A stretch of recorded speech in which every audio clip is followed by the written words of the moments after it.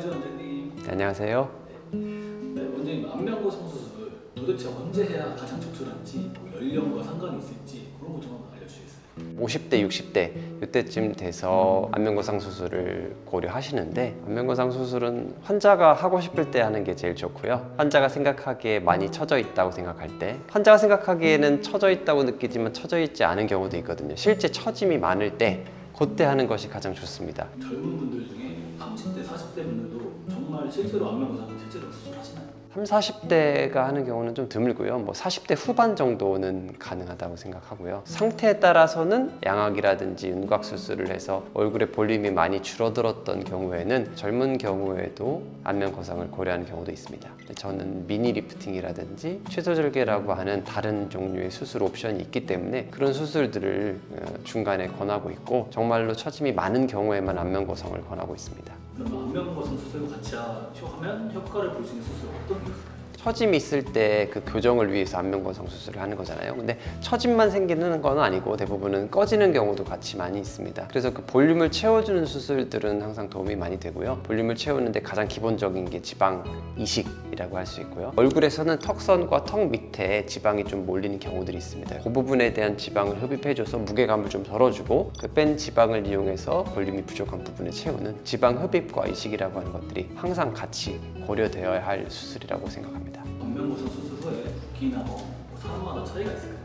결국은 좀 처지기 쉬운 조직들이 보통은 붓기도 쉽거든요. 평상시에도 좀 잘 붓는다라는 그렇게 말씀하시는 분들이 훨씬 더 붓기가 많고요. 그리고 몸과 관련해서는 보통 남성, 그다음에 담배 피시는 분, 그다음에 혈압이 있으신 분, 혈압약에 아스피린 같은 것들을 같이 먹는 경우도 있으니까요. 그런 것들을 드시고 있는 분들은 아무래도 출혈 영향이 좀 있겠죠. 항상 몸과 관련된 것들을 최소화할 수 있는 주의사항을 미리 전달드려서 수술 전에 조절할 수 있는 것들은 조절하게 해드리고 있습니다. 안면고상 회복 단계에서 기간별로 염증기, 증식기, 리모델링이 이렇게 있거든요.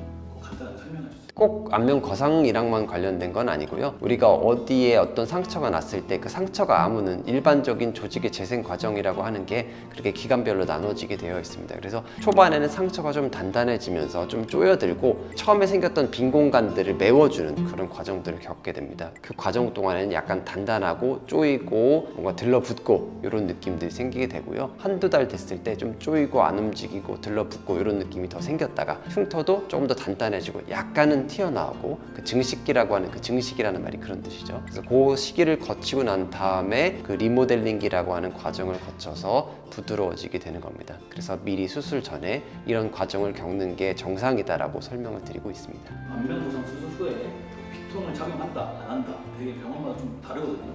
어떤 의견을 가지고 계세요? 피통을 만약에 착용한다고 하면 피통을 착용해야 될 만한 이유가 있겠죠. 결국은 피통이라는 게 안쪽에 피라든지 다른 체액이 고이지 않게 하기 위한 거니까, 그런 게 고일 만한 상황이라면 당연히 고이지 않게 하는 게 좋은 겁니다. 근데 그게 생기지 않을 만한 조건인데 피통을 찰 이유는 없는 거겠죠. 뭐가 딱 맞다라고 하는 건 없는데, 환자분 입장에서는 당연히 그게 없는 경우가, 뭔가 수술도 잘 되고 피가 날 확률도 없다고 생각하실 수 있는 거고요. 갖고 있음으로 인해서 생길 수 있는 불편함들도 많이 없으니까요. 수술을 하고 나서 그게 없으면 당연히 더 좋은 상황이겠죠. 안면고상 수술 후에 귀 모양이 달라지는 판단하는데 칼기 예방 방법 있을까요? 우리가 안면거상이라고 하는 건 대부분 아래쪽에 있는 것들을 위쪽으로 당겨 올리는 겁니다. 귀 있는 부분의 입장에서는 그 귀를 중심으로 해서 바깥쪽 방향이 되겠죠. 제대로 당겨져서 고정이 됐다라고 한다면 아래쪽, 앞쪽으로 당겨져 내려올 일이 없을 겁니다. 근데 이 고정이 제대로 안 됐다든지, 아니면 너무 피부 절제를 많이 해서 이게 버티지 못하고 여유가 있는, 늘어나기 쉬운 부분이 늘어나는 방향으로 이동하게 되는 거죠. 결국은 수술할 때 고정을 제대로 해주느냐, 그다음에 피부를 적절한 만큼 잘라 주었느냐, 이런 것들이 핵심이 되는 겁니다. 안면고상 수술 효과를 보는 탈성은 따로 있다는 말이 있거든요. 살이 흐물흐물하고 약하고 늘어나기 쉬우면 아무리 제가 여기서 3cm를 당겨서 잘라놨다고 해도 살이 원래대로 금방 1.5cm가 늘어났다면 최종적인 효과는 딱 1.5cm 밖에 되지 않는 거죠. 다시 늘어나는 그 살성이 얼마 안 늘어나는 뻣뻣하고 탄력이 좋은 살성이라면 당연히 효과가 더 오랫동안 유지되고 수술 직후에도 좋아 보이게 되는 겁니다. 해당하는 살성에서 단점이 될 수 있는 부분을 수술적인, 기술적인 부분으로 보완하는 과정이 꼭 필요합니다. 안면고상을 하고 싶어 하시는 분들에게 간단하게 한마디 해주실 말씀 있으신가요? 안면거상이 사실은 굉장히 큰 수술이라고 알려졌기 때문에 안면거상이라는 거를 결정하시기 굉장히 어려워하시는 경우가 많습니다. 이 수술에 대한 걱정을 하시는 부분 중에는 흉터라고 하는 부분도 있고 회복기간 그리고 수술 후에 있을 수 있는 통증과 고생하는 부분이 있을 수 있는데요. 먼저 한 가지 정확한 거를 말씀드리자면 안면거상 수술을 제대로 했을 때에는 수술 자체가 아픈 수술이지는 않습니다. 그래서 개개인의 환자들마다 갖고 있는 특성이 회복기간에도 영향을 미치기 때문에 어느 정도 적당한 타이밍에 마음을 먹고 수술을 받으시는 게 오히려 더 좋으실 수 있다는 것도 마지막으로 말씀드리고 싶습니다. 오늘 인터뷰 감사합니다. 감사합니다.